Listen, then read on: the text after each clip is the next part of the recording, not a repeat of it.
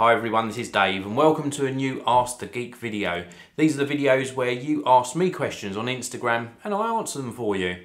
Now, there are three main reasons why I won't answer your question. One, it's been asked before, so you need to check back on my previous videos to find out the answer. Two, if I just don't feel like answering that particular question. And three, if it's totally inappropriate. So let's get on with this video's questions, and the first one comes from _AA_Brown_. Do you think mobile companies are taking a step forward or a step back by removing the option of having replaceable batteries and expandable SD cards, Samsung being one of them? Do you have any suggestions of how to combat this? I use a phone a lot during the day and always run out of battery.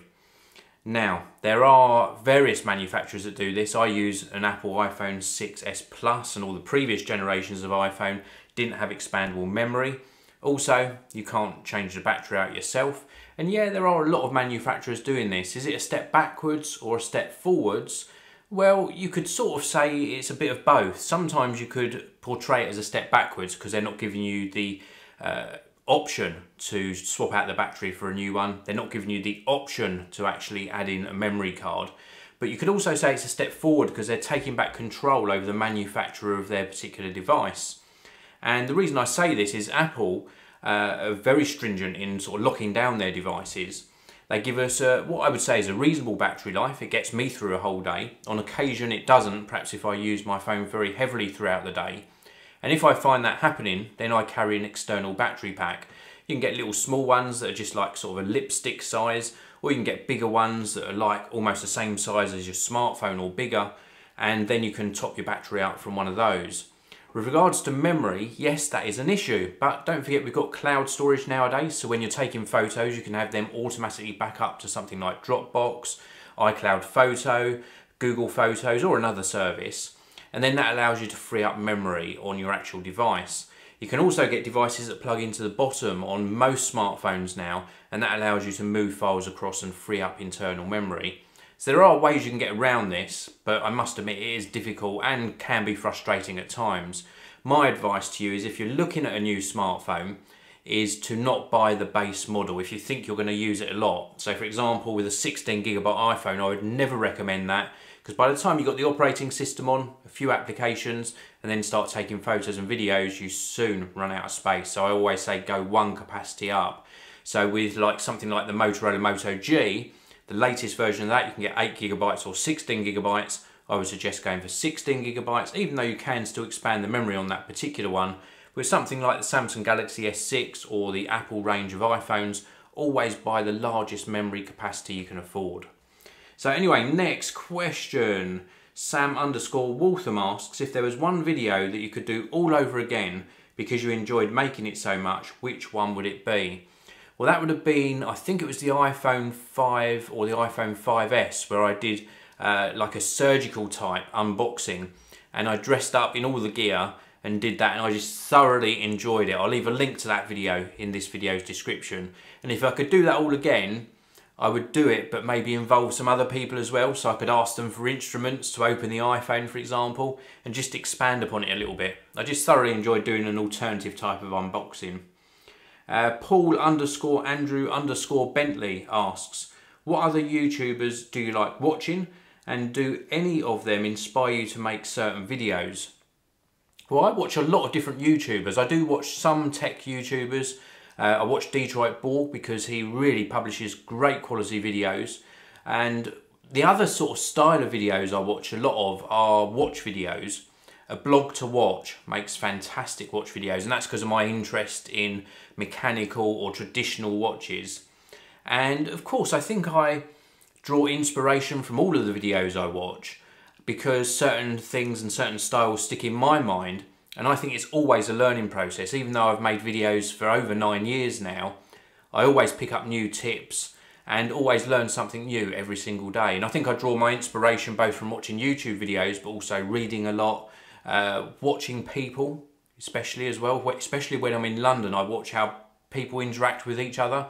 And even that gives me ideas as well on how people portray themselves. So I draw lots of different things from lots of different people. Sheldon71 says, wow, I had that game many years ago, and Sheldon's referring to the photo that I posted on Instagram, which was Munchman.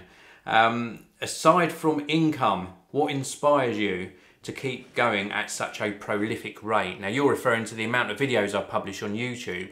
I publish a new video pretty much every single day, sometimes 2 in a day as well. And what really sort of keeps me going at such a rate is because I enjoy sharing content. I enjoy sitting in front of the camera and sharing my knowledge, love and passion for technology. So that's why I just produce the videos, because I have fun producing them. So brilliant question. KJR Photo 1 asks, with the recent rumblings saying that Tim Cook will eventually give you the option to remove their bloatware, are you excited to see that happen, or do you think it will be complicated and or not happen because most things are all tied together? Now, I think you're referring to the ability to remove some applications from the iOS range of devices. I don't think it'll be a complicated matter at all. Removing something like Newsstand, which I personally never use, and removing some of the other Apple applications which you aren't able to at the moment should be the user's choice. And I think users will soon learn that if certain things are integrated together, then you wouldn't remove one. And if you did, you could always reinstall it anyway. So I don't think it'd be an issue at all. Sophie_G9, hi Geekanoids, my question is there any particular tech that recently disappointed you? I'll read it again, because I always hash these questions up. I read them how I would have written them. Hi Geekanoids, my question is there any particular tech that really disappointed you recently that you felt was quite a big letdown? Yeah, there is one, and it wasn't a big letdown. It was just something that I was really excited when Apple launched it, and I really wanted to like it, but then I didn't find a place for it in my lifestyle, and that's the Apple Watch. Now, the reason it really disappointed me was because it was just sort of duplicating the notifications that were on my smartphone. So I didn't see a reason why I would have that on my wrist, in addition to having a traditional watch as well. I think if I hadn't had a big interest, or if I didn't have a big interest in traditional watches, then probably the Apple Watch would have stayed with me, because it would have served the purpose of telling the time as well. So it sort of let me down because I'd built up so much anticipation over the product. It's still a fantastic product and it suits many people's lifestyles, and dare I say it, but probably by generation 3 I'll probably have one on my wrist again. So, good question. Nano asks why you became a YouTuber. Now, I said I wouldn't answer questions I've answered before, but it was a long time ago, long time ago when I answered this particular question. So I will answer it again. Primarily, I became a YouTuber because I was working within a tech environment. I was a graphic designer and everyone would come to me asking for tech advice. So I was giving them verbal advice. I started writing about technology, and due to suffering RSI, repetitive strain injury, I thought I would try and explore a different avenue for actually sharing my passion for technology, and that was video form. YouTube had started about, I think, 4 months prior to me starting making videos. So I started making videos about technology, great feedback, and everything else is history. Here we are 9 years later, so brilliant question. Thank you for that. Darren Gator asks, with your knowledge of cameras, have you considered making photography-based videos, for example, how-to videos? Well, yeah, that's a really good question, Darren, and I absolutely love photography, and I used to do my critique videos where I'd look at other people's photos and critique them. I also did a couple of sort of how-to videos, or incorporated that into a review of a camera, and I think the reason I stopped was because I wanted to bring something back to me. I share so much on YouTube, and my passion for photography, yes, is very sort of important to me, and I wanted to keep that for me, and I still share snippets of it with you, especially when I'm looking at a new camera or the capability of a smartphone, for example. In my iPhone 6s Plus review, I'll be showing you how good it is to use as a camera. But doing specific videos on it, I think I'll leave that to other people that are more capable, and just keep my hobby and my passion for photography for myself. You know, got to keep something for myself after all. I share lots and lots, you must agree. So, brilliant question though, and I might do it in the future, who knows, but not at the moment. Thady Senior, hi Thady. I love your videos and the fact that you always reply on Twitter. Keep up the great work. Thank you very much. I wouldn't have it any other way. I just treat other people how I'd want to be treated myself, really. So if somebody asks me something and it's not totally out there or rude or offensive, then I always try and answer. What are your thoughts on the best portable battery pack with integrated lightning cable? Something that's functional, well made and portable, ideally in a pocket. I have a charger in a car, in the office and at home, so really it's just for trains, walking around a city, etc. Brilliant question. I touched on that a little bit earlier regarding integrated batteries, and I always carry an external battery pack when I'm travelling around. Now, I haven't read these questions before actually looking at them, but I've got my battery pack over here on my desk.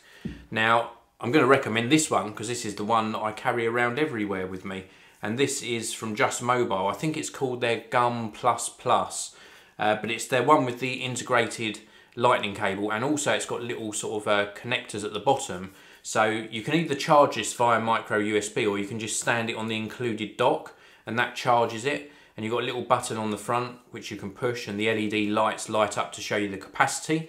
And then you can use the USB connector here to charge your device, but it has also got, if I just pull this out, an integrated, if I can just do this, there we go, an integrated lightning connector. So because I use Apple devices, I can plug this in.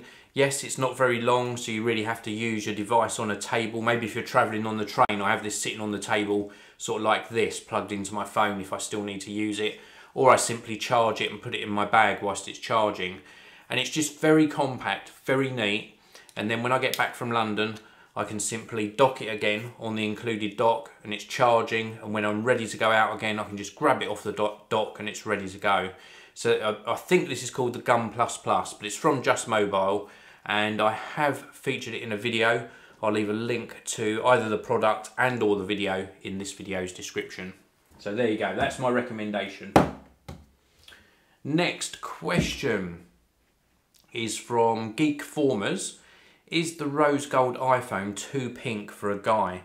Now, I haven't seen it in person, but I've seen it on a lot of videos, and some of the videos that I really trust because of their colour accuracy have shown it to be quite pink, but it's a subtle pink as well. And I don't think you should really interpret certain colours as gender specific.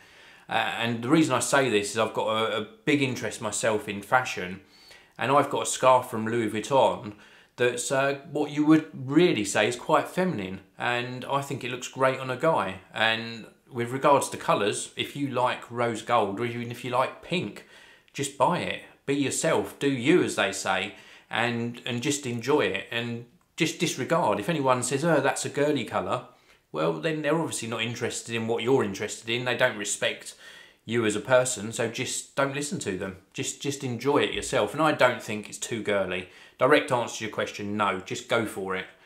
The next question is from Pad Go Junkbox. Isn't that Munchman? And this is referring to the photo that I published.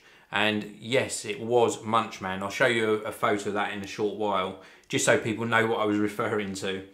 Vinay Bhopal asks, affordable phones which have a fingerprint. I think you're referring to fingerprint sensor. But of course, the latest Apple range of iPhones and the previous generation had fingerprint sensor. They're not necessarily affordable to everyone. I'm not going to name specific phones, but there are some sort of Chinese brands, imported brands that you can look at that are now incorporating fingerprint sensors, and some of them come in at sort of under the £300 mark if you shop around. So sort of just have a search on Amazon, keep an eye on my Twitter as well, because I always tweet out when new technology is launched. But it is filtering down into lower price models. Some of them have fingerprint sensors on the back here, which is quite a handy place to have it because that's where your finger naturally sort of resides when you're using the phone. So do keep an eye out on that.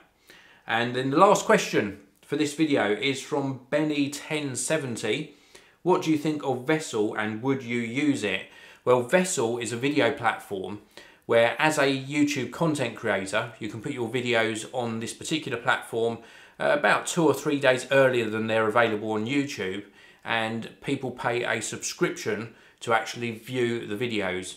Would I use it? Yes, I considered it. I already do Patreon, where I give people sort of early access to my videos anyway in exchange for their support, which I'm very grateful for. Would I use Vessel? No, because I think it's overcomplicating things. I've already got enough platforms that I use. Also, YouTube are going to be introducing a subscription-based service where people who watch my videos, for example, can offer extra support if they choose to. Not sure how that's going to pan out, so I'm going to watch that space with interest. But direct answer to your question is no, I wouldn't use Vessel either now or in the future. So brilliant questions. I mentioned I was going to show you the photo. This was the photo that I actually published on Instagram, and yes, it is of my Grandstand Munchman game. And when I'm ready to record another Q&A video, I will post another photo on Instagram and invite you to leave me more questions. But thanks for all the questions you left this time. I really do like doing these videos. I hope the answers were helpful. Please, if you enjoyed the video, hit that like button and subscribe to the channel. And I'll see you all in another video on the Geekanoids channel very soon.